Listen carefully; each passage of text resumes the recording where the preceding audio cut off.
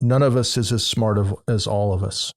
And so that is a superpower, being able to work with other people, being able to bring them together, being able to develop comfort with other people. What's up, everybody? Welcome back to Awesome Inc.'s podcast, where we highlight people pursuing their definition of, you guessed it, awesome. So buckle up and get ready for some more success story adventures and failures from Kentucky's tech and entrepreneur community. Hey everyone, tuning into this episode of Awesome Inc.'s podcast. I just want you to know that Liz is here with me. What's up, team? What's up, team? We're going to split it a little bit differently, that we're going like one part Awesome Inc. and then one part kind of Interest Labs. I'm not going to blatantly dominate your podcast today, is what he is kindly trying to say. But we're partners in crime, so it's always fun. Today we have really an upper echelon guest, Tom Stern, whose background is stinking extensive. Go check him out on LinkedIn. But he has numerous certifications for teaching, published courses, aiding people in understanding things like machine learning, data structures, and cloud architecture, and has worked with highly popular and well-esteemed companies like Cisco, Google, and Amazon. So flattered to have him. He's going to share a lot of great wisdom. And Tom, with that, it's just good to see you in person. We've talked a couple times over Zoom, so I'm glad we're together. Yeah, nice to be here. So Tom, actually Liz, before I get going, you want to add anything? I don't have much. If you're going to give me the opportunity, I'll give a shameless plug. Please. If you want to follow along with Venture Labs, we talk to a lot of people, not quite maybe as brilliant as Tom, but close. We send out a newsletter about every 2 weeks to keep people involved in corporate innovation. It'll only take you about 35 minutes to read. I promise it's a good time. And you can sign up for that at awesomeinc.org/Venture Labs. So that will be the only plug I will give today, I promise. Liz, that was the best take. Awesome, Tom. We'll go ahead and dive on in, get to hear a bit about your story, and again, excited to hear everything you share. So you're from Kentucky, like we just mentioned, before actually hitting record. So let's fast forward a couple years. So after graduating from UK, you had a degree in geography and cartography. How the heck did you land a career in the tech field, and then maybe also jump forward after that initial change to what led you to Cisco? Okay. So when I graduated from UK with a degree in cartography, I started a master's degree in EKU in cartography. And I got a call from DOD. I'd been applying for jobs, with the post office and other places. And the Department of Defense in Washington, D.C. gave me a call and said, hey, would you like to come draw maps for us? And I said, sure. So a week later, I was in D.C., Defense Mapping Agency. And in that experience, it started, it was all very manual, and I was interested in computing, but I didn't see a path to get a computer education at that point. And long story short, they needed people to help automate map making, and they wanted to educate people up to the point where they could work with contractors on artificial intelligence applications. And so they ended up sending me to these corporate week-long classes with, IBM and other companies. And so they sent me to 80 of them. So I spent the next 2 years. As in 80. 80. Wow. 80 week-long classes. 80 week-long classes. Gosh. For which I owed the government a 4-to-1 payback. So while my friends were getting their master's degrees, and once they graduated, they owed four times whatever, like 8 years in government service, I had 4 weeks left at the end of mine because each one was incremental. So anyway, after that, I was educated up in a lot of computer science. Maybe too much computer science. I don't know anybody else that's been through that many 80 weeks of courses. Computer science. Yeah. And that probably set me on the path to training, because I was like sitting there going, there must be something better than this. For all those weeks. And so that's how I got into the technology bit.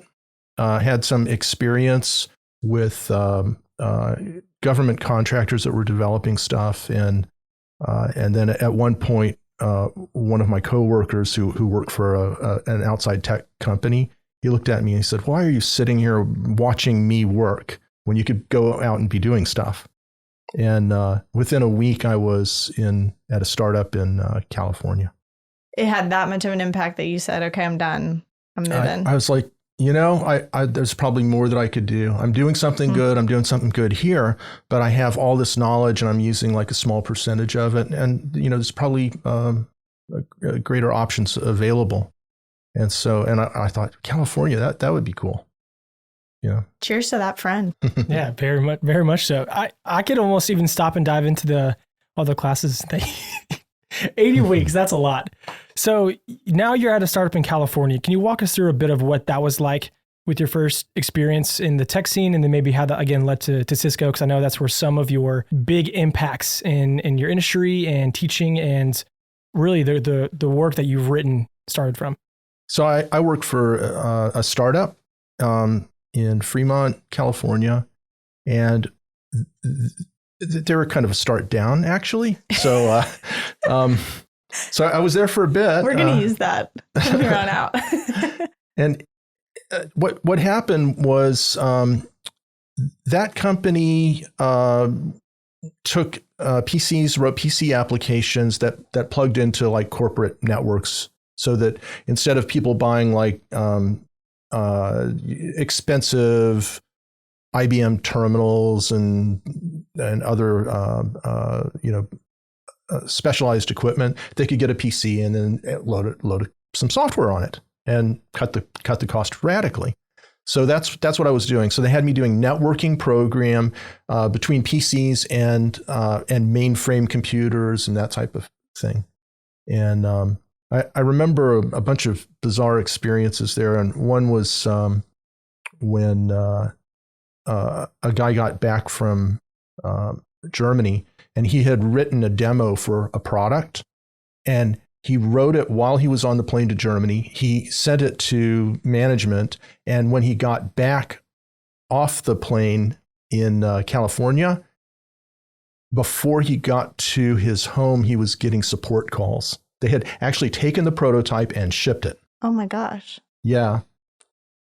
And so those were some of the mistakes that they made, because they didn't really maintain his attention after that. Needless to say. Yeah. Okay. So from that point on, yeah, keep walking us through the story. Yeah. This is good. Tell us more about this start down. So start down. Yeah. There was one time when I walked in and they were drawing stuff on the board, and it was when I was first starting, and they were putting up like all the different projects we were working on, Project X and Project Y and Project Z and so forth. And the VP of engineering was doing this, and I raised my hand and I said, I see all the different projects that we're working on. What are we good at here? What is our expertise? What's our forte? And he said, we don't have one of those. I think you're talking about like, business mission, that type of stuff, vision, mission. He said, we don't believe in that here. That would prevent us from being able to accept any project that comes in. I'm like, no. And then you broke out in hives. I did. I was like, oh no, that was a second warning to me that I took away when I went to look at other positions, which was not soon after that, not too long after that, and that was that if the company didn't know what they were doing and they were just focused solely on whatever we can do to earn money, that they were not going to develop an expertise and we're not going to develop a following. Brief interlude. I just listened to the How I Built This that a guy recorded with Zappos. And he says in it, when they were selling shoes and they were losing all this money, and he just kept selling off, the founder kept selling off apartments to fund Zappos. And he said the change point came when they decided that they wouldn't be about selling shoes. They would be about customer service, and it didn't matter what they were selling. And so that's when they started doing free shipping back and forth, which made no business sense whatsoever. They just kept losing money. But it reminds me of what you're saying. Of they sold for $1.2 billion, I think, to Amazon, because they had the foresight to say, we actually don't care about what projects come to our table. We only care about the business and the mission and our strategy and why we're doing it rather than what we're doing. Yeah, I think also the customer focus, knowing what the customer wants and trying to solve something for somebody is really important. That's how you be a startup, not a start down. That is so funny. I'm gonna have to use that more often. So Tom, I know I said it a couple times before. I'd love to hear how you ended up at Cisco, because I know you were there for a good deal of time, and that's where, again, some of the things I'm really excited to talk about and pick your brain here shortly came from. So the way I got to Cisco is start down, went to a couple of a couple of other startup companies, and my friends who were also in networking, people that I had associated with, people that had left the company that I started at in California, they're like, "Come on over. You've got it. The water's warm here. It's not. It's startup. There's startup money. Come here." And what actually happened to me is I'd been, software engineer and with this sort of art cartography background. And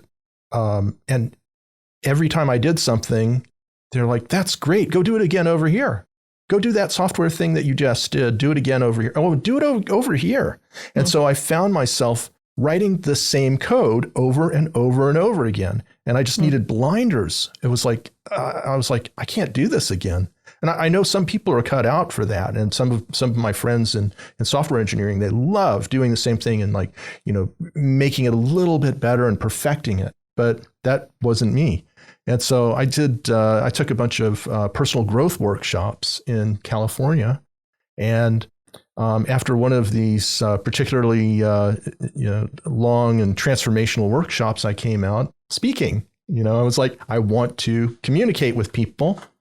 And I just realized I needed to do something. And so I decided that I would take my software engineering background and put that someplace where I could be working with people and learning communication and ongoing learning. And that's what led me to a training job. And so at Cisco, there were people asking me to come in and develop software.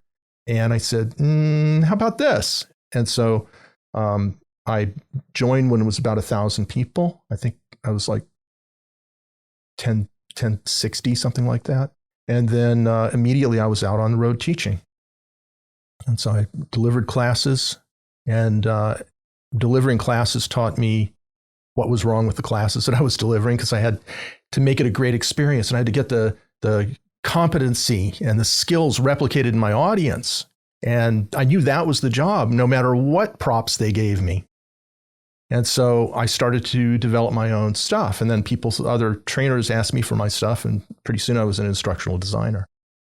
Were you teaching the same class? Was this primarily software or computing, or were you training on all sorts of topics? They had two classes, the router hardware class and the router software class. So This is installing and configuring the box that goes on the other side of the internet in the service provider.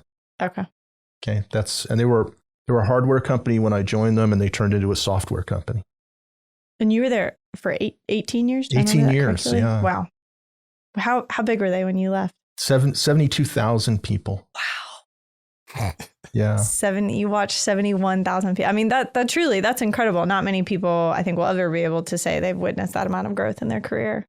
And I'll tell you what, one lesson that I learned from the 18 years is every 6 months, things change. There were points when I was extremely frustrated and did not like what was going on, thought we were headed in the wrong direction.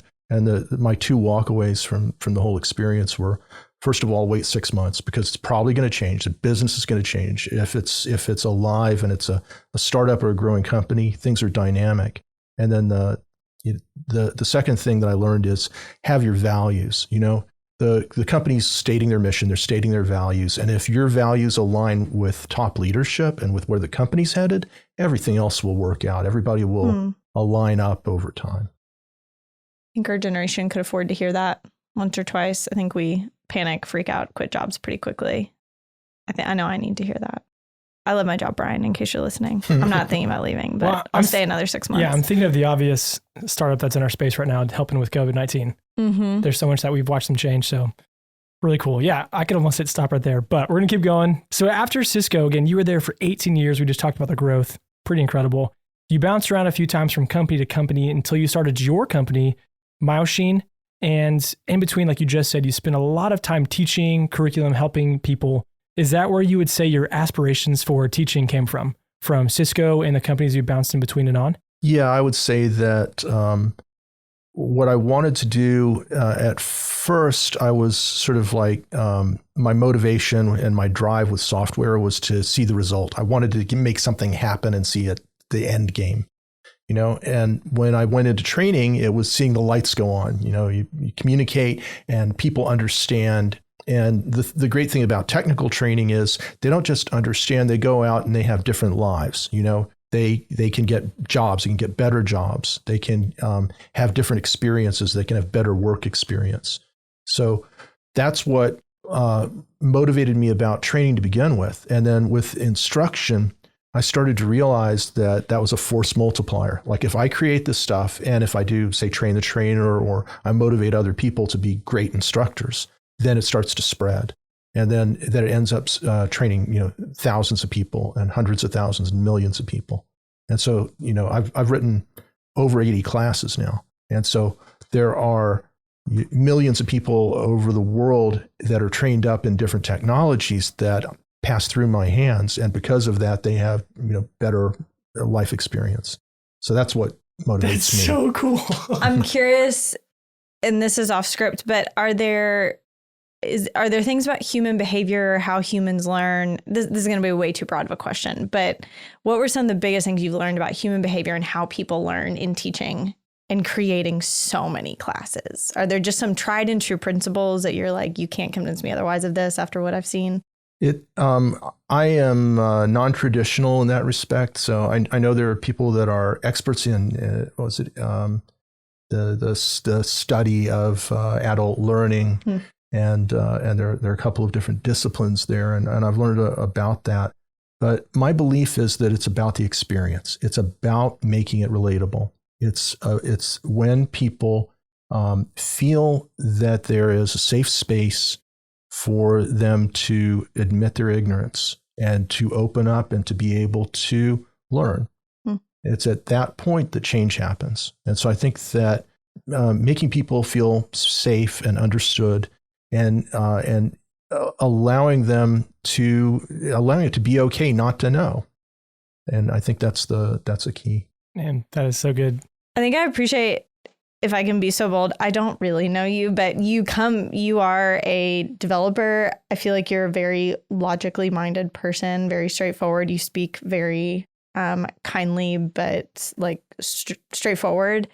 And yet to hear you say something that I think often can sound very squishy or feelings, but that's your biggest takeaway, that whether you're teaching hardware or software, or you're teaching people how to communicate better, people have to feel safe. And I think that tracks with so much of what we've gotten from other people we've talked to. We talked to one woman, Jamie, if you haven't listened to her podcast, you should, Jamie Rosenstein Whitman, but she did people operations at Google. Mm-hmm. And she said one of the number one things that they taught there that is important in a team dynamic is people have to feel psychologically safe. That's not squishy. It's not an emotional feeler sense. It's just truth.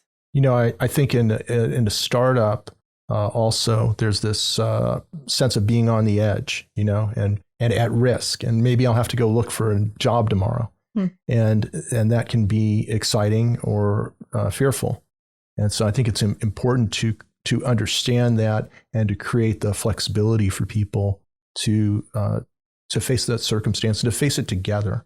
It's beautiful. That is. Two things come to mind. The first, I was laughing because you said you were in 80 weeks of long classes and you've created about 80 courses. It's like, oh, no, I must be done. I've hit the limit. That's it. But yeah, secondly, to your point about creating trust, creating safety, some of the best moments working in our community, going on retreats, whatever it may be, it's because we're having unguarded moments. We're becoming friends. And the fact that you're able to create that in a course or when you're teaching, that's organic and that's a gift. So very cool. This has been so much fun. Tom, one of the main things across your work that I found is the cloud. Why is cloud-based content something that you have given so much of your attention to? So after networking, I realized I was going to sort of like take a bath on my networking experience, and I wanted to jump into something new. And cloud was new at the time, and cloud computing. Just to sort of summarize it, it's really somebody has a bunch of computers and a bunch of computer resources in a data center someplace, and they rent it out to you. They loan it to you in some way. And what's cool about that is if you can get it, for an hour, I might not be able to afford a supercomputer or 100 computers or 1,000 computers to run something on, but I might be able to afford 10 minutes of it.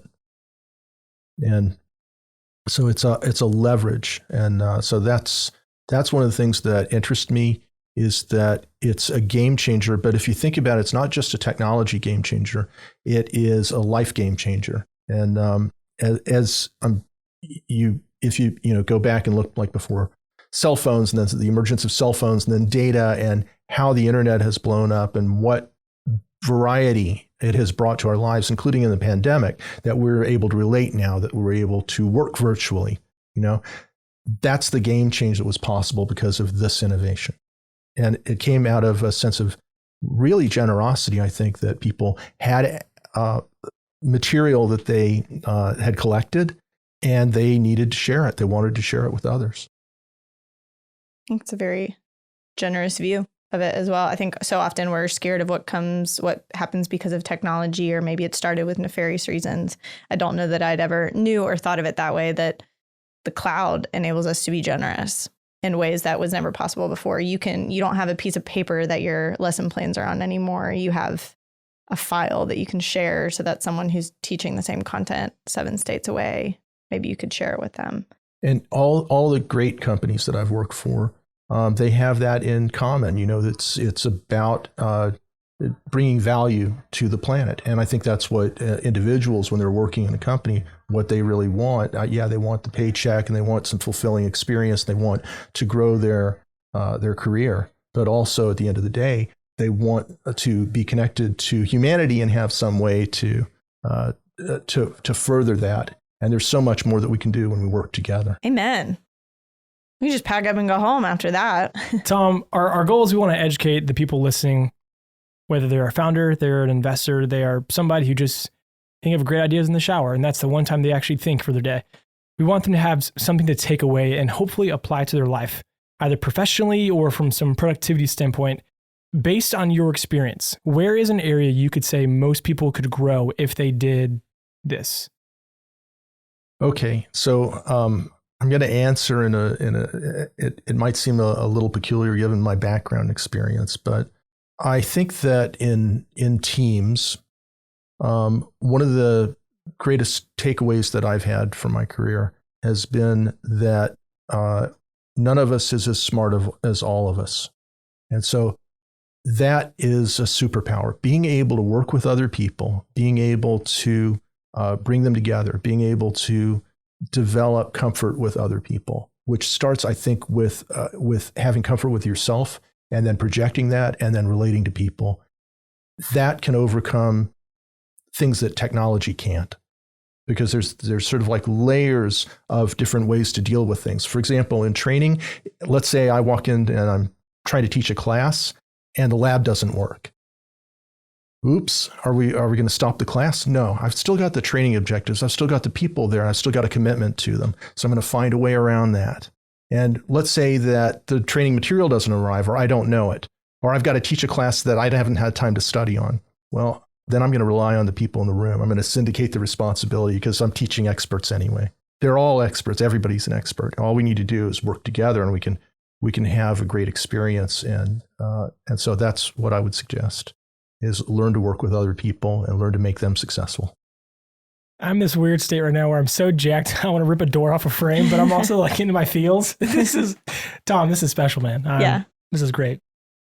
This is not a kumbaya experience here, but I do just want to say and call out, you speak with such humility and grace that I think only comes from so much time spent with what I imagine to be what you've probably taught thousands of people over your lifetime. And that's a gift. We don't always it's not always things that people come to the seat with. So you have both of those. It was a gift given to me. Well, you have them in spades. So thanks for sharing that. I think your love for people and for business and what they can do for each other is truly remarkable. Is that a good stopping point before I take one over? of us cries? Yes, Tom, thanks so much. Yeah, I want to next episode we'll quiz you on some corporate innovation stuff. Well, that's it, guys. Thank you so much for checking out this episode of Awesome Inc. Podcast. And another quick thank you to Lee Rosevere and a few members from our community who provide the music that you hear in this show. Lastly, give us a follow on Instagram, Facebook, all that jazz. Or even better, come on down to our space. Come be a part of our community and get plugged in, and let's start something awesome together. You guys rock. We'll see you next time.